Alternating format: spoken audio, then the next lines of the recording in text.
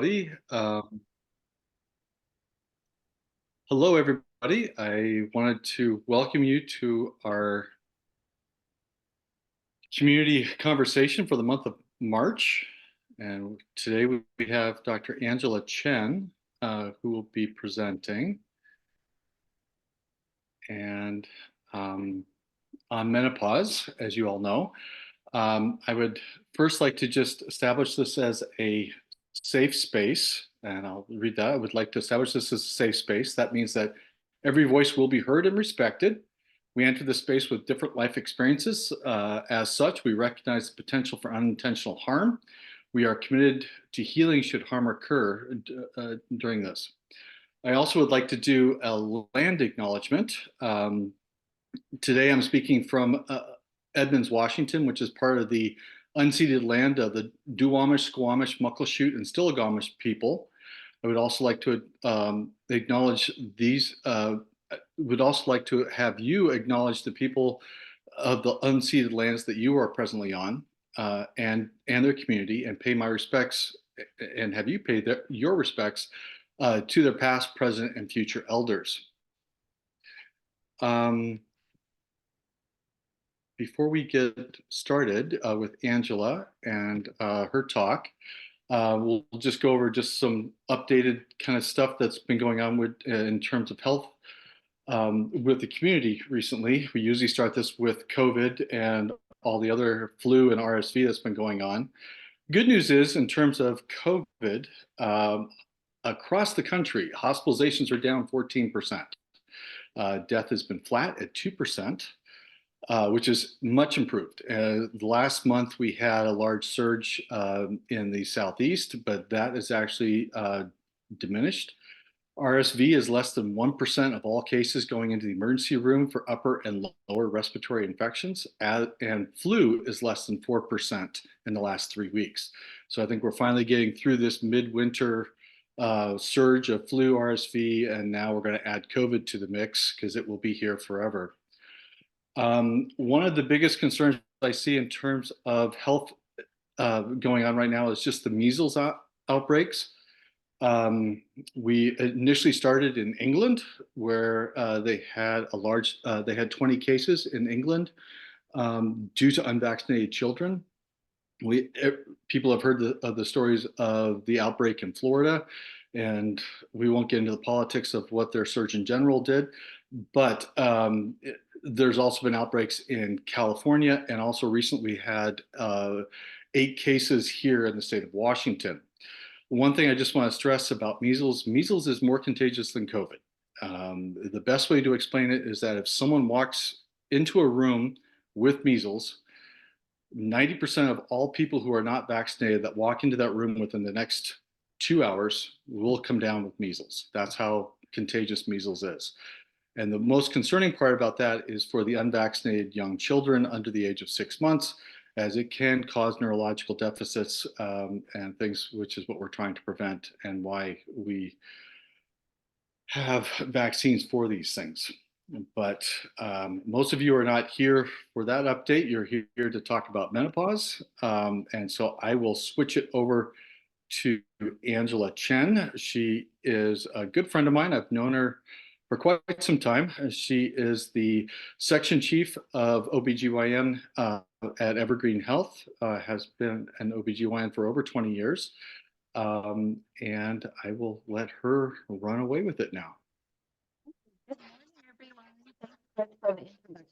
An update on measles. I'm sitting here thinking, does that mean we all should get a booster for measles? Because most of us haven't had it for some time. But anyway, I'm happy to be here today to talk to you all about menopause. I think it's really become up and coming topic in the last few years. And, you know, I think it's time to get everyone updated on what's new and what get past some of the older literature that has really hindered women getting appropriate treatment for menopause. So truth be told, I have been very much more of an obstetrician baby deliverer until I hit my 40s, which was a while ago, and realized how little research and education was being done on menopausal therapy.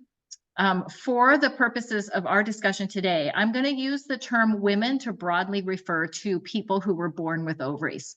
I know that this term doesn't capture all people who experience menopause, and this information, it really should help anyone going through this transition. So let's get started. Let's go to the next slide.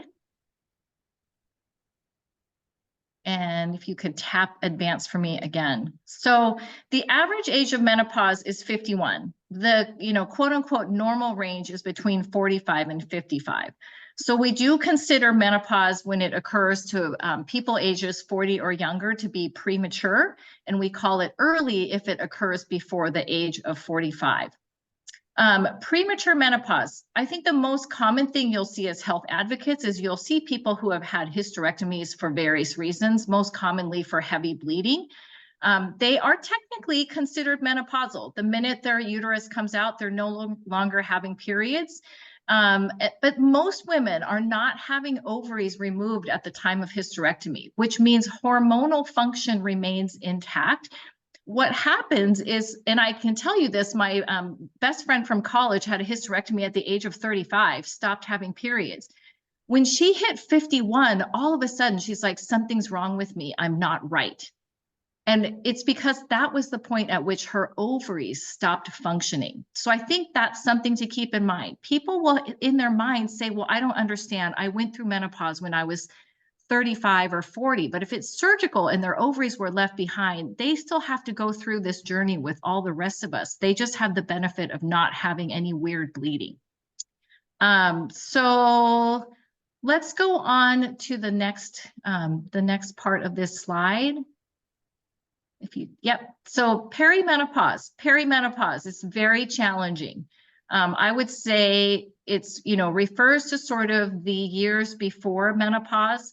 And I really refer to this as puberty in reverse. So if many of you remember, when your periods first start, it's a bit of a roller coaster, emotionally, physically, as your ovaries are trying to figure out like what they're supposed to do. So many people struggle during that period.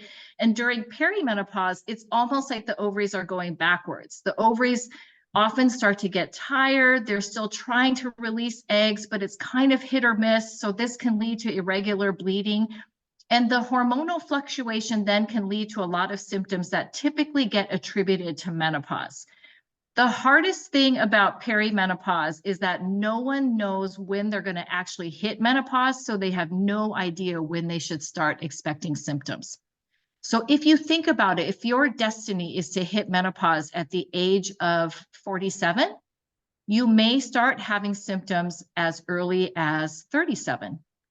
So you have this is where it becomes hard. Perimenopause, sort of that journey to menopause when your ovaries are getting tired, the average duration is 4 years, but it can be up to a decade. So this is very tricky. And the next slide, or the next tab, menopause is, as we talked about, officially 12 months without a period.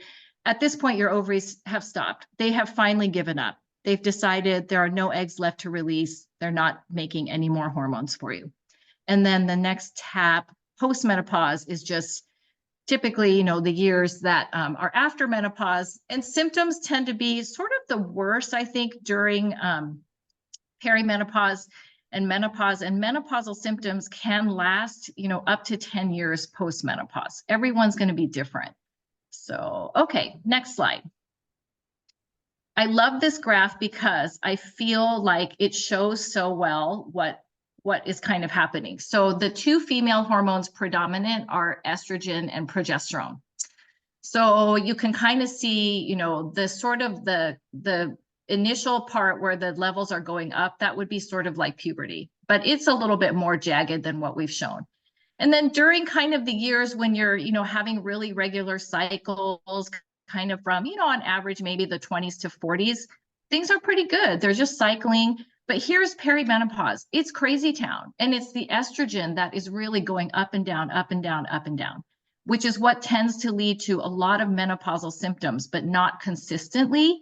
And again, no one knows how long their perimenopausal symptoms are going to last. And then menopause is kind of when the ovaries have given up and you'll see your hormone levels declining. Okay, so let's go to the next slide. Let's look at symptoms. And if you tap once, you'll get to, these are kind of These are the symptoms that I think as a gynecologist, people come to me the most to talk about because these are more clearly advertised as this is from menopause. This is from no estrogen. So hot flashes, night sweats, that often leads to difficulty sleeping, changes in periods, urinary symptoms, and vaginal dryness. Excuse me. So these are typically what you are first going to notice from lack of estrogen. The urinary symptoms and vaginal dryness, those are kind of what I call the down there symptoms. They're kind of globally lumped together as they call it sort of genitourinary syndrome of menopause, and it's often going to be abbreviated as GSM, which I think is a little unfortunate because that's a very good wine. If you drink red wine, that's like Grenache Syrah Mourvedre, GSM. And in my head, when people say GSM, I only can think of genital urinary syndrome of menopause. So I digress, but let's go to the next tab. I think the next set of symptoms, these are the ones that I think are particularly troubling for perimenopausal women. There's a lot of research that shows that during that time when the hormone levels are really going up and down is often when we see a lot of the anxiety, depression, concentration, mood swings, memory issues, brain fog, reduced confidence. And this often hits for women when they're sort of in their 40s, which is often when you really need to be on your A game, right? Those who have children, your kids are like teenagers or you're trying to kick them out of the house. If you have, aging parents, your parents are starting to age more when you hit your 40s. And if you're working, that's often when everyone expects you to be kind of at the top of your game because you're mid-career, right? You've been working for a while, you should know what you're doing. But this is when you get those these kind of perimenopausal, menopausal symptoms that are just really tough to navigate. Weight gain is another very common one that is hard to attribute to menopause because a lot of the providers you see will say, oh, it's not really related to that. Well, that's not really true. Personal opinion. And then one more tap. So the next set of symptoms should pop up here, hopefully. Or not. Uh-oh. Okay, let me see. Well, the next set of symptoms, I will kind of read them out to you. They're sort of, there they are. So, and these become really sort of vague and things that not everyone even thinks could be related to lack of estrogen or hormone changes, but they can be. So these are, again, sort of what I call the less obvious potential symptoms of perimenopause and menopause. Okay. And hopefully this resonates with all of you. If you've either supported clients or you've kind of gone through it yourself, you're like, oh, I see this. Like a lot of these things flash at me, and this is has been my life. Okay, next slide. So perimenopause, this is, again, there's a lot more research coming out on perimenopause. The symptoms are quite as variable as what we see for menopause, and the differences can start for years before menopause. There is no clear blood test for perimenopause. A lot of people come to me and say, how do I know? And I'm like, I know you're in perimenopause based on all the things you're telling me. You can do some blood tests looking at ovarian function. They're not terribly helpful because if your ovaries are having a good day on the day that your blood gets drawn, your levels might look okay. But what you're telling me is that you're not having consistent good days or normal cyclical function. So I often don't do a lot of blood testing for perimenopause unless my patient really wants it. It's, again, very unique time period with significant hormone flux. And this combination of sort of like depression, anxiety, sleep problems, and then what we call the vasomotor symptoms, those are the symptoms that were up in the upper left-hand corner. That's the classic hot flashes, night sweats. They can really lead to kind of cognitive dysfunction. Basically, the mind just not working the way you want it to. The other thing that we have to think about is that, and as you support clients, is that, demographic factors and what we call ACEs, the adverse childhood events, really do make a difference in how people transition through perimenopause and menopause. I think, we have to think about race, ethnicity, socioeconomic status, and childhood adverse events as it relates to sort of chronic stress. I think these are the women who may actually suffer from worse symptoms and sadly are more likely to be dismissed. There's been a long longitudinal study called the Swan study that has followed, was able to enroll a fairly large number of Black women. And what's becoming apparent is that, you know, race and ethnicity, they really are a social construct, meaning that it's not necessarily someone's race that are risk factors, but it's the differential access to care and opportunities that they've had over the course of their lifetime that is leading to these health disparities. The Swan study showed that Black women were having much more symptomatic, much less likely to be treated, and then also not as likely to be treated for potential medical, you know, issues related to being perimenopausal and menopausal.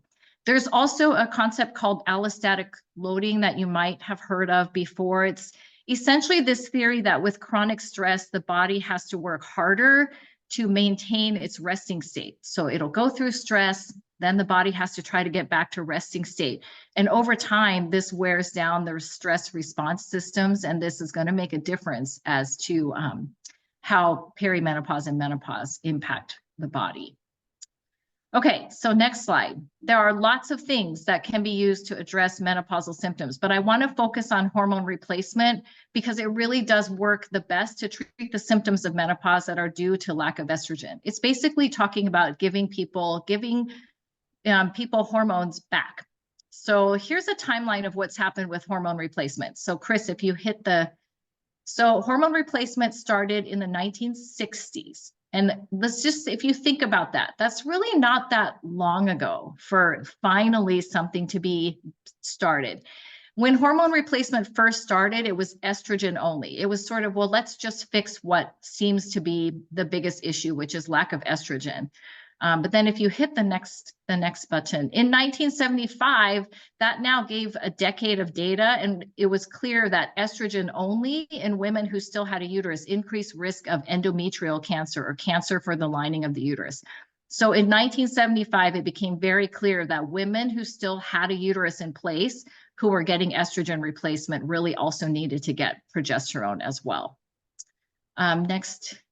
So then we saw in the 80s and 90s that, you know, there were health benefits to hormone replacement. I trained in the 90s, Chris trained in the 90s. I think we were taught everyone should just be on hormone replacement because you see less heart disease, you know, there's less bone fractures because there's less osteoporosis. And oh my God, women felt better. That became so secondary though, sadly. I mean, but really, it was very standard practice in the 80s and 90s to give everyone estrogen as they were, and progesterone if necessary, as they were transitioning to and through menopause. So next hit.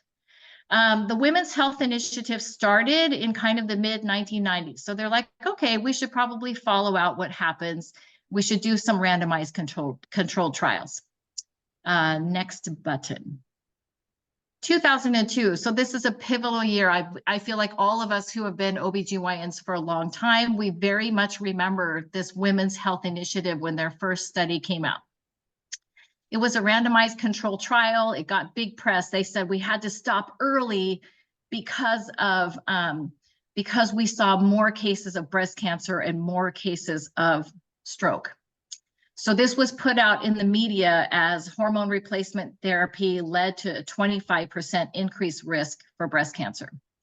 What the media didn't do a very good job saying was that what the study showed is that it was approximately 8 more cases of breast cancer out of 10,000 women. So that's 25% more than in the non-hormone arm, but it's not really that dramatic, 8 out of 10,000. But what came out in the media was you're going to get breast cancer and you're going to have a stroke. So, and I remember this. So at the time, because you should treat your own family, I was telling my mother she should be on hormone replacement from probably the time I was finishing my training in the 90s. And I remember her having read something in the newspaper, and she actually called me and said, do you think I should take this hormone replacement? Are you trying to make me have a stroke? And I was like, yes, Mom, of course I want you to have a stroke. Not really, but it's interesting, right? So my mother at that point, she went cold turkey off her hormones. So Chris, if you hit the next button. So by 2004, they had continued to publish, you know, the results of this trial. Keep going, next button. And well, okay, let me talk a little more. So the WHI study came out as there's been more review of those trials. The methodology was not great. The women who were enrolled in that initial randomized control trial were typically 1 decade older than who we are now recommending hormone replacement for. So it was really not the right group of women to be testing. But that particular trial had very pivotal, effects on women. So Chris, I'm going to have you just fill out the rest of the timeline for me. I'm realizing this is kind of clunky, but go back. Sorry.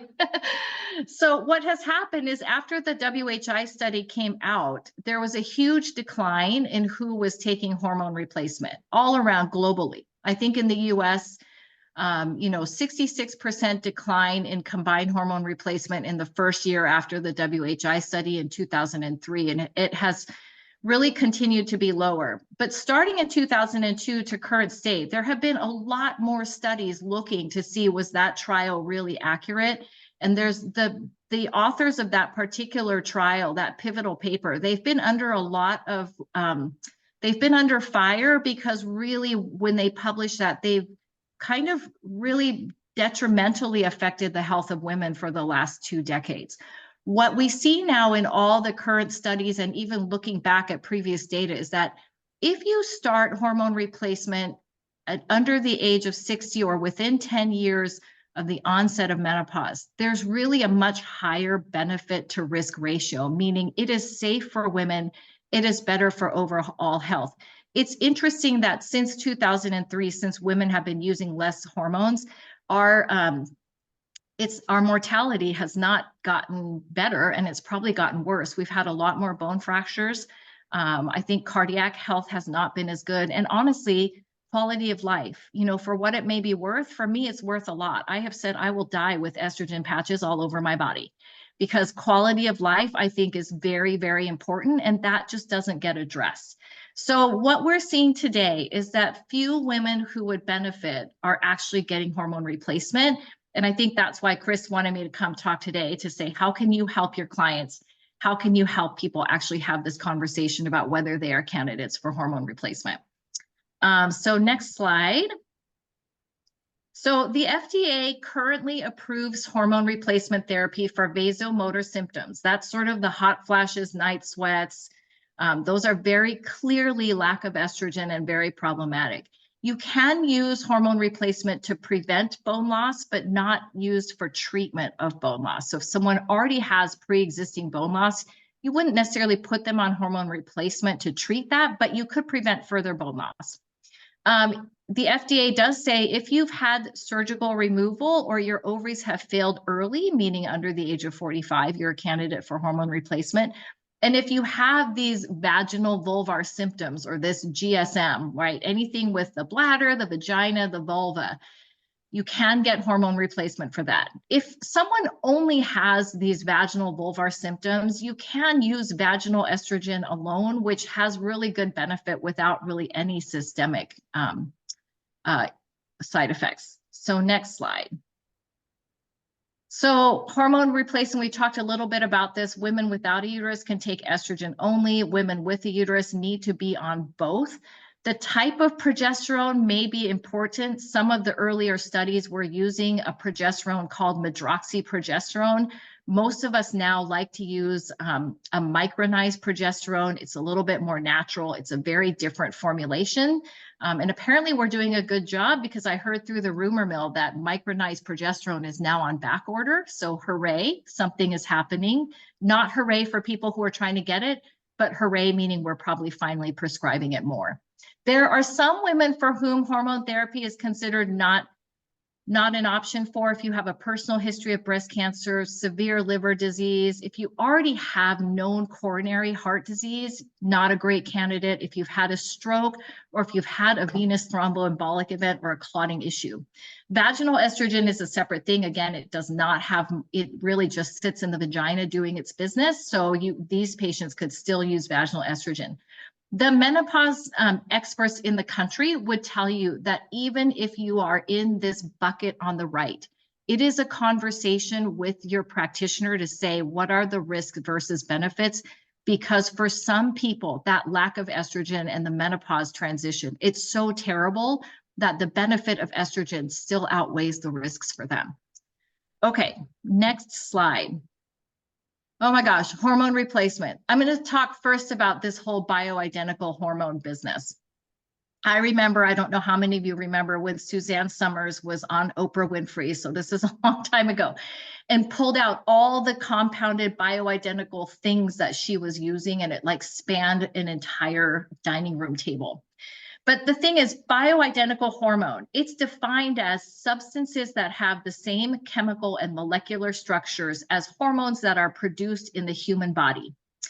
People say bioidentical hormones, and I think what they're referring to are the compounded ones. So these are typically prepared by a compounding pharmacy. They're not regulated. They could contain impurities. They're often creams, gels, pellets, little like lozenges that are just not standardized and not tested. The FDA version of, hormones, they are bioidentical. What I, as a physician, would prescribe in the form of a pill, patch, gel, cream, or spray, it is going to work in the body the same way as a compounded one, but the difference is mine are regulated. Mine have been tested. So that's sort of something that often patients are really wanting these, bioidentical hormones, the compounded, more natural ones. But I always say, I'm also giving bioidentical hormones, but in a safer fashion. Okay. And there are other medications that can be used for menopausal symptoms, but I'm really focusing just on hormones today, because otherwise you'd all have to listen to me talk for like another hour. Okay, next slide. So for heart disease, for a long time, when hormone replacement first came out, we were taught that women should be on hormone replacement therapy because it seems to reduce their risk of having cardiovascular events.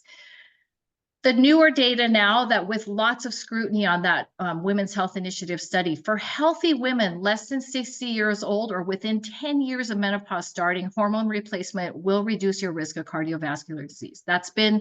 I think that's my stance. I think everyone's going to be able to, if you look hard, you might find a study here or there that says that's not definitive. But from my years of looking at all of this, that's what I stick by. If it's been more than 20 years since menopause, generally we're saying don't start hormone replacement, because that's the population where you then actually might precipitate a cardiovascular event, right? So that's, and the Women's Health Initiative study, the majority of women enrolled in that study were between the ages of 60 and 69. So not the population I'm talking about. I'm talking about 45 to 60 and kind of within 10 years of menopause. There has been some concern about, well, when you give estrogen, you can increase someone's risk of getting blood clots in the legs that can go to the lungs. But if you're using transdermal, which means estrogen that we stick on your skin, that clotting risk really goes away. It seems to be more so with the oral pills. Okay, next slide. The other issue with safety of hormone therapy, there's been a really big thing with breast cancer, obviously, right? That came out with the Women's Health Initiative. But now, as there have been more studies, it would appear that like women who are on estrogen alone, so if you don't have a uterus, you're on estrogen alone, over time, that risk for breast cancer really normalizes. It becomes kind of the same as your age equivalents.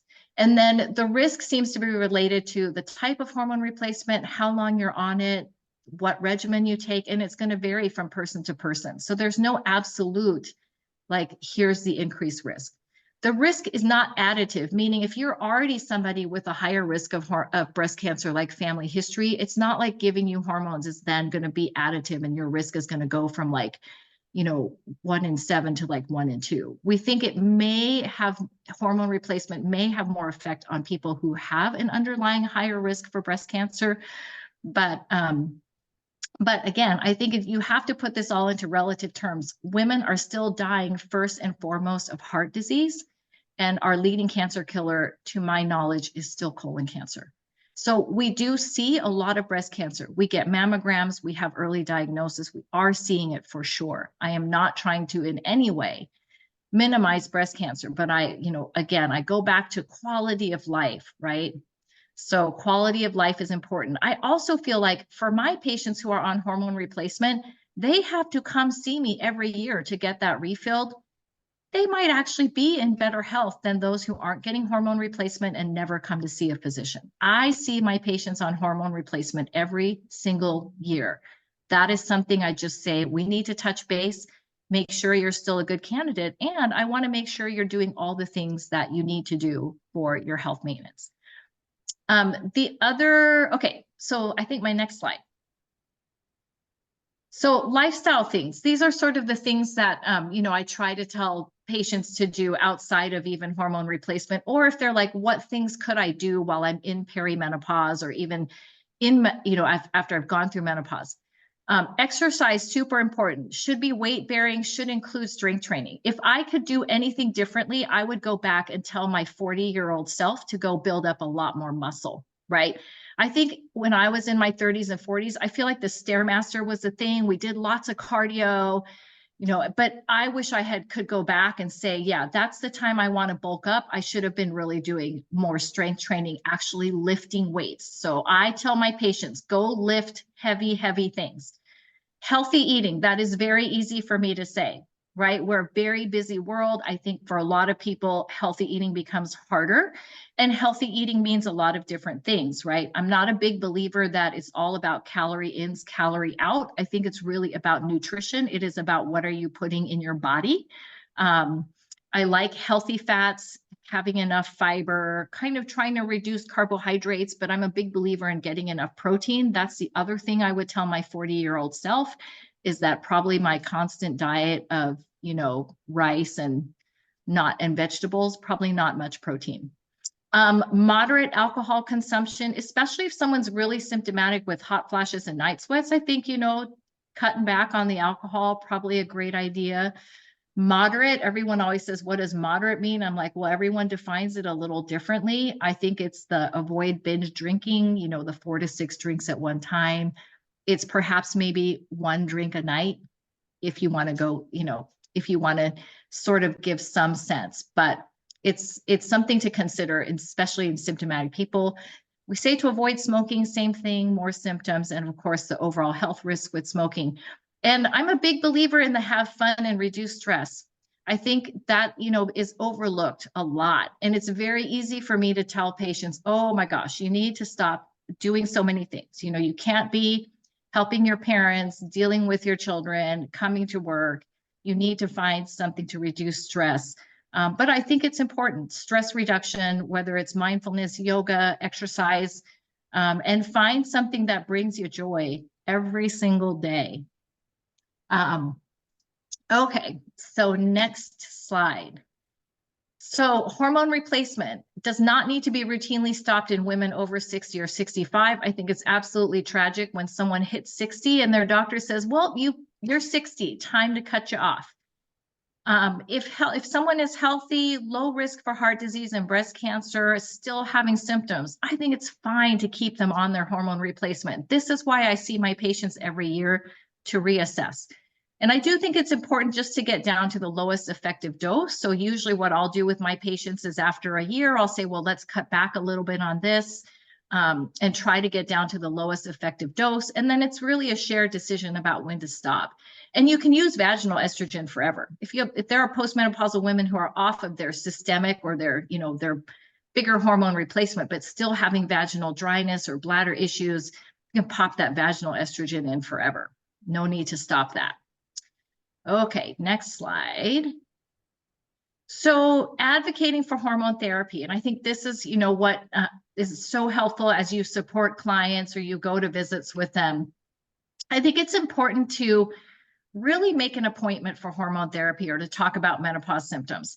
It is very hard for us in the gynecology world when we have 20 minutes to do an annual exam and I'm supposed to talk about every bit of wellness to then throw in menopausal symptoms. I would much rather see someone for a specific visit. So that's why I say, don't add this on as a by the way with an annual. Make a specific visit saying, I'm concerned about my menopausal symptoms. I want to talk about hormone replacement. Very specific. Track your symptoms, have your clients too track symptoms. Keep in mind what is FDA approved for hormone replacement. It's a terrible game to play in a little a little bit of a game. But I'm like, we know the FDA approves hormone treatment for vasomotor symptoms, so hot flashes, night sweats, and for genital urinary syndrome of menopause, which I think almost everyone going through perimenopause and menopause has some component of those two things. And that is for sure FDA approved allowable use of hormone replacement. Track what you've tried, because the first visit you have with someone, they're going to say, well, have you tried this? Have you tried this? And if you already can come and say, here's what I've already tried, and it's already out there, much more likely to get to that more meaningful conversation of, are you a candidate for hormone replacement? Knowing history is helpful. I think just, this is basic stuff, right? But it's amazing how this can be very, sort of time consuming when we're trying to do visits. If patients come to me and they've already can just tell me this, it's much easier for me to get to the bottom line, which is, are you a candidate for hormone replacement? Might you benefit? Emphasize things like quality of life, other things that have failed. And this is where I tell patients, like, you own your body. You know your body better than anyone else. And it's okay to say, I understand the risks of hormone replacement, but I'm having all these symptoms. I want to try it.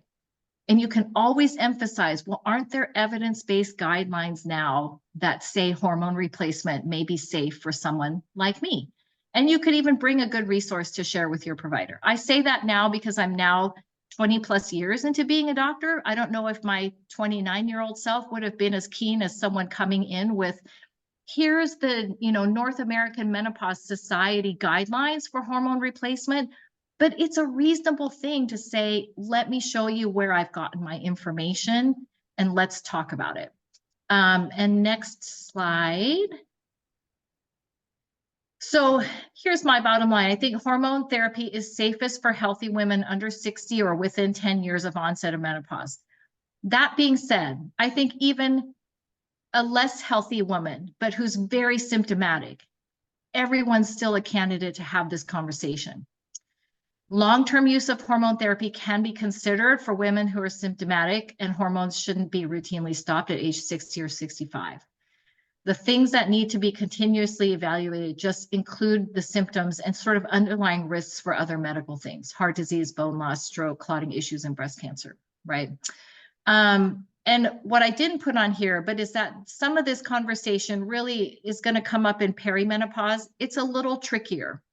I will say perimenopausal women will get the biggest struggle because the sort of lack of understanding that these quote unquote menopausal symptoms often start in the perimenopausal years and are actually often more detrimental. You can give hormone support to perimenopausal women to try to level out some of that fluctuation. So I think that, that's, again, harder conversation. And I'm also here's my true confession. Sometimes I feel like I talk to groups because it's like my confessional. When I was a younger 30-year-old physician, I probably would have said to all my 40-year-old patients, oh, you're just going through perimenopause. It's kind of fine. You'll get through it. Well, when I hit the 40s myself is when I was like, oh, that was really rude of my 30-year-old self, because it's real. I see it a lot more in my patients now. And I think there's a lot better understanding than back when I was a younger physician. And I think the decision for hormone therapy, it always should be shared decision-making. It should not be someone saying you can't have it. That's my personal belief. I think this is where advocacy becomes so important, is to say, I've read about it. I'm having all these symptoms. I've tried lifestyle changes. I want to have a discussion about whether I'm a candidate. And could we even talk about why you would say no versus yes? And that's it. I'm hopeful that in the next few years, we won't be having so much conversation about menopause, perimenopause, because women will be getting the right treatment. So. Well, thank you so much, Angela. It was a great discussion. I think, the biggest thing I think that we need to learn, not just in menopause and things like that, is that there are a lot of things we just need to have the discussion and understand what the actual risks and benefits and all that are with every individual thing that we do in the doctor's office. And I think that having that discussion and not having the paternalistic way of medicine as it's been over the decades before, you will do as I say kind of thing, that's no longer the case. It's really a team approach. And I think what you're saying is really just have those discussions. And I think that's the most important thing. Yes. Oh, I see So questions. Adrian, if I'm sorry if I. Nope, that was Adrian. Yes, thank you. Angela, thank you so much for being here. I'm one of those that I'm sitting here, just my head is blown. I had a double mastectomy at 45. I had a surgeon and every doctor say, steer clear, everything. Don't get near bioidenticals, hormone replacement. You are not a candidate, period. I have now been having symptoms for 10 years. I'm now 61 and I'm still night sweats and all of that. The vaginal stuff, what I was told 0x0.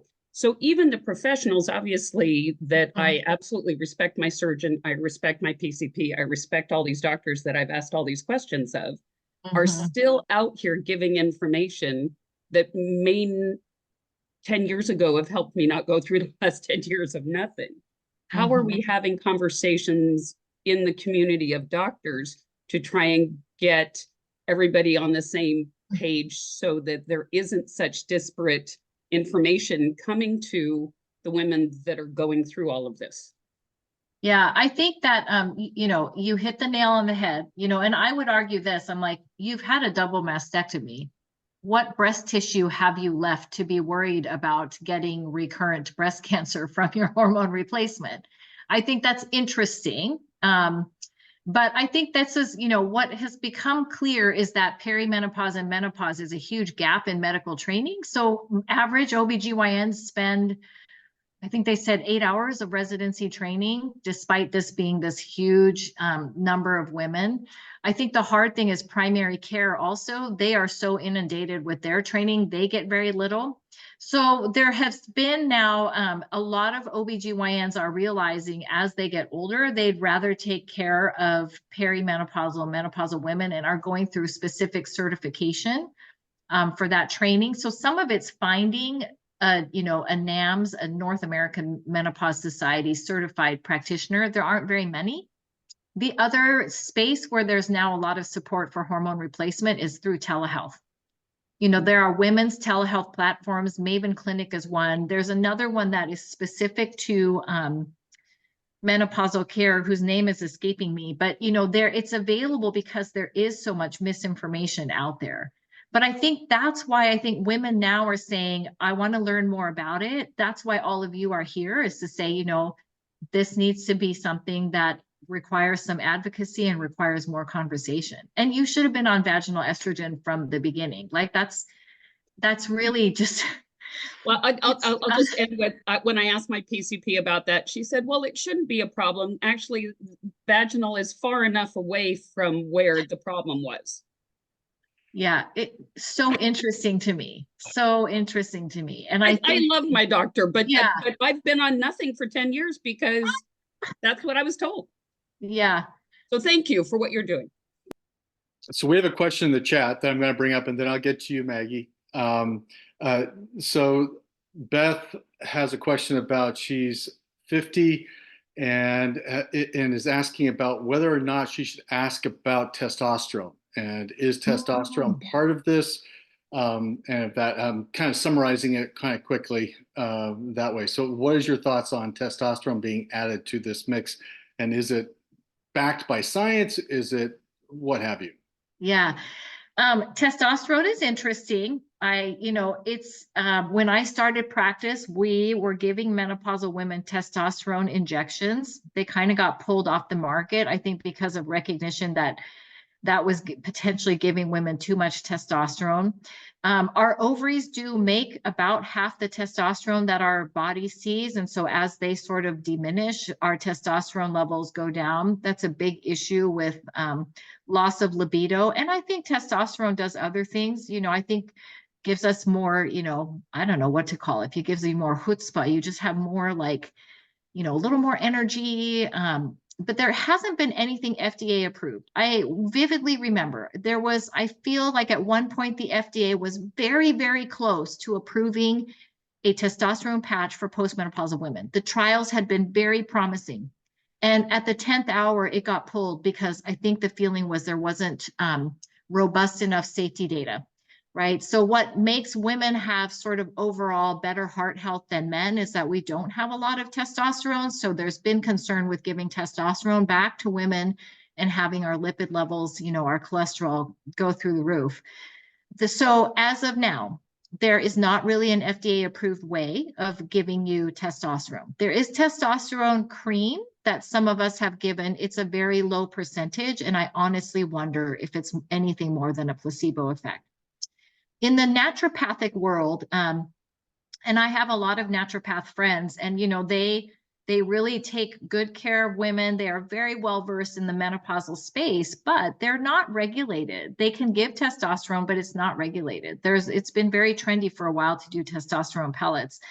So my bottom line is I think testosterone's tricky, because it would be nice to have a safe way to give it back. For me personally, until I have a safer way to give it back, I'm sort of saying, let's really optimize estrogen and progesterone and see. There has been, I feel like there's only been one medication that got FDA approval to try to help with hypoactive sexual desire or something. It had so many side effects. I don't think in my career I've had anyone willing to take it in order to feel more like having sex. So anyway, that was my kind of long answer to testosterone. No, that's good. So we'll go to Maggie. Maggie, you had your My question? questions were, Angela, thank you so much. You said some things pretty fast. The North American Association. Oh, the North American Menopause Society. That's called NAMS, N-A-M-S. We consider them sort of our United States menopause experts. I think they've renamed themselves to now just be called the Menopause Society, maybe, but they're sort of our governing body. And I can send to Chris the NAMS came out in 2022 with kind of their position statement on hormone replacement and then for non-hormone treatment of menopause. They're technical, but the key points in there are very helpful, I think, for you to have as a basis for kind of current guidelines. Thank you. And the other thing was you mentioned, was it Maven, M-A-V-E-N? Yes. Okay. Maven Clinic. And I will get to, I feel certain there's a telehealth platform distinctly just for menopause because it is such a void. So we also have a question from Rachel. Can you please clarify what to look for regarding the menopause urinary symptoms? Oh, so many, because it could be anything. I'm telling you. Okay, just anatomically wise, right? And for those of you who have endured pregnancies, you know how close the bladder is to everything down there. So bladder symptoms can be leaking. You can get kind of burning around the urethra opening as that skin gets thinner. You can get more frequent urinary tract infections. Some women get more urgency, frequency, just kind of this constant sense like that their bladder is just irritable. And that, often comes along again with vaginal dryness. It can come with some irritation on the external part of the vulva. So our down under tissues really like estrogen. There are lots of estrogen receptors down there. And so when they get no more estrogen, that tissue gets real cranky. But yes, urinary symptoms can be quite variable. I will say for most of my perimenopausal or menopausal women, if they've had any kind of bladder symptoms, leakage, irritation, burning, I will try vaginal estrogen because I feel like it's not going to be harmful at all to try to get that tissue to be healthier with estrogen and see if the symptoms improve. And then the next question we have is from Diane. What reading materials do you suggest for women in perimenopause to help them appreciate these concepts and to learn about their bodies? Yeah, there are lots of books out there. I have to say, it's the UK has a lot. I don't know why the British seem so much more advanced. They have a lot of good patient education handouts. The other place though, and I mean, I'm gonna say it, it's social media. And I think social media has also really helped to put attention on perimenopause and menopause, because all of the menopause experts have pretty big platforms on social media. And the information is pretty good that's out there.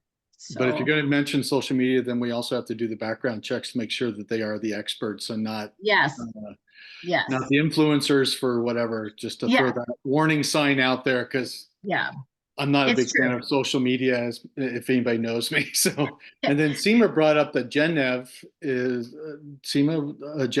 I don't know what that is. That's the menopause platform. Thank you. Okay. That was it. That was it. But yes, I have, I'm a little bit of a TikToker, true confession. But I do have a couple of people that I follow on TikTok who I've also like gone to their conferences, they're very, very, very good content, and they are truly experts in the field. And that's kind of where I get, a lot of my reinforcement that I'm not going crazy. I mean, I've been a fan of hormone replacement even after WHI. I cannot tell you how many times I would say to people, the increase in breast cancer they saw was 8 more cases out of 10,000 women. It's not enough for me to not give hormone replacement. But I had my own mother who said, well, are you trying to give me a stroke? And then cut herself off her hormone replacement. And she has terrible osteoporosis now, to where like I feel like if she gets a hip fracture, I'm blaming the WHI, because she was doing fine on her hormones. She was doing beautifully. So anyway. Okay. Does anybody else have any other questions? Okay, Margaret. Maggie? You're on mute, I believe. Yeah. Oh, no, there you go. So Chris, I put one in the chat. So I'm a little older than some people here. What about vaginal estrogen for women over 70? I would totally do it. Absolutely. I have no concerns, because there's no increased cardiac risk for putting vaginal estrogen in.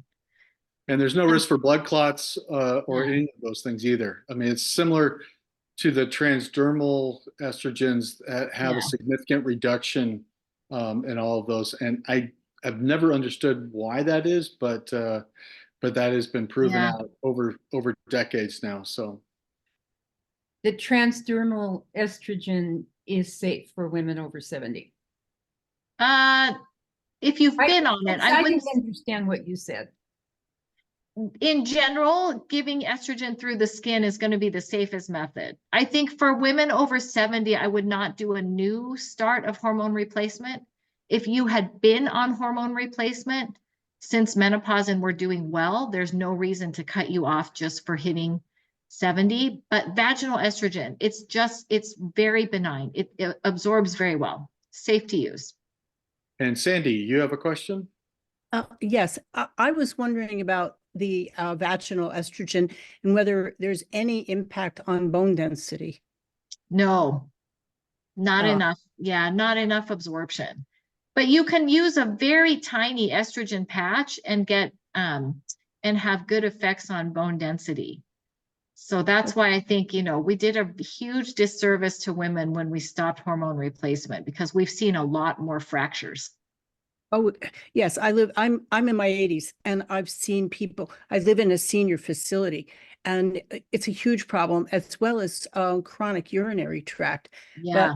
But a lot of times women will fall, break a hip, and it's the fast road to decline. And Yes, yes. Well, and that's the thing I tell everyone. The key for us, right, as we get older, is to maintain our mobility, right? Yeah. That's probably one of the biggest things, is to maintain mobility. But for chronic bladder issues, it's often worth trying some vaginal estrogen. Won't be the cure-all necessarily, but it may offer some relief. If nothing else, if you're having chronic bladder issues and you're kind of leaking urine, it's helpful to have that tissue have estrogen. It's a little less likely to get broken down and to get irritated by constant exposure, like to wetness in urine. So. Any other questions? Okay. Oh, I see Mary. I'm sorry, Mary. Okay, go ahead. Hi, sorry. I was going to mention Genev also because I've had some experience with them. I've seen them twice, and it's a really, really great way to get in to see somebody quickly. And it's been a great experience, except that they haven't really changed the recommendations, I don't think. You know, at least the doctor I saw doesn't seem as open to what you're talking about, Dr. Chien. Anyway, so I just wanted to throw that out there. And then there are a couple of people on social media, which Dr. Chien, you may also be following, Dr.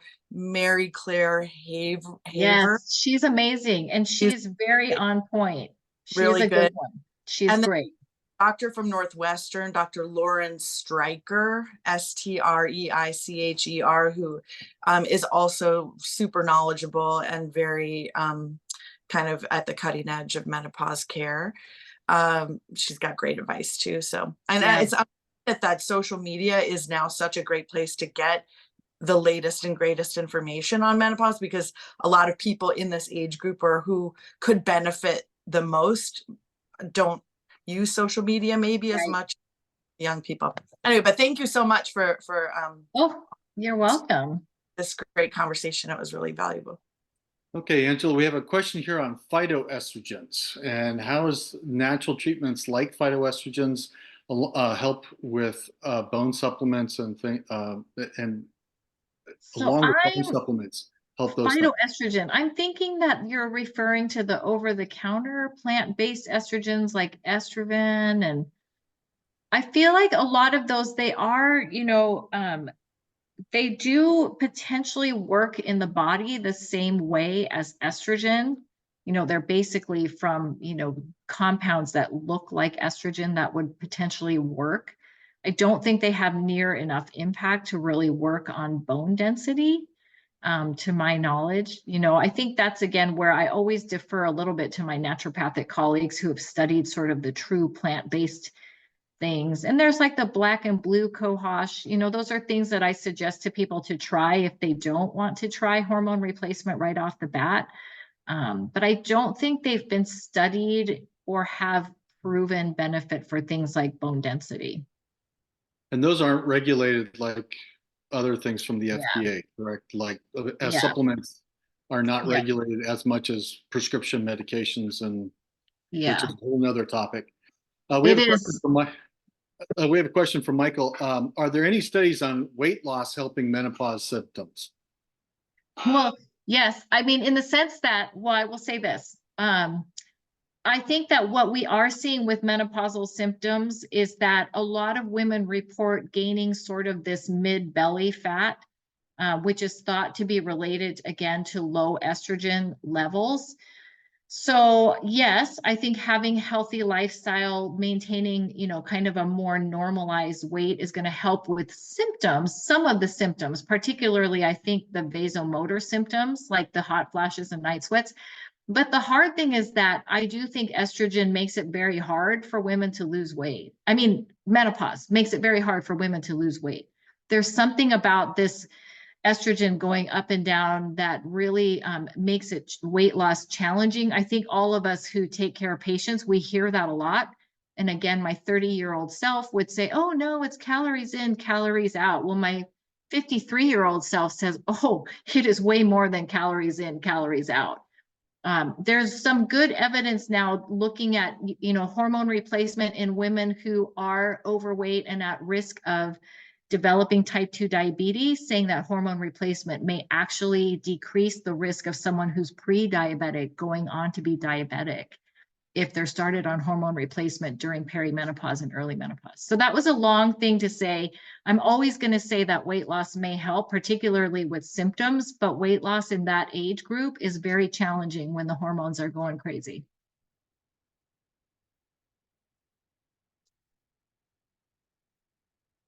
Oh, Chris, you're muted. Sorry, my clock was going off in the background. I muted myself. So there's one last question, and we're getting close to time. But there's how does the history of pregnancy or lack thereof factor into decisions about hormone replacement treatment? It doesn't for me. completely not something I worry about, honestly. Okay. You know, with the exception, I guess if someone said to me during pregnancy, they, you know, got a big blood clot in their leg, I might think more before giving them hormone replacement. But pregnancy history doesn't otherwise impact me. So. Great. Well, thank you once again, Angela, for coming and giving a discussion on this great topic. I feel a little, I don't know, unique since I think I'm one of 2 men in this whole entire topic. So. But now you're so smart about it. Hooray. Well, it's good to know what more than half the population goes through. So I think that's a good learning experience. So, well, thank you once again for everybody. Thank you everybody else for showing up and coming and bringing great questions. Next month, we will have Dale Dale Reisner back to discuss things about COVID and also a topic about the dearth of primary care doctors in the United States and what that effects bring on. So thank you once again. And for all the healthcare advocates, we also have our case review coming in May. And we're going to add one extra one this year just to see, to get more things that way out there. So thank you all for showing up, and we'll see you next time. Bye, Thank you, everyone. Thank you. Bye, Cindy. Thank you. Thank you.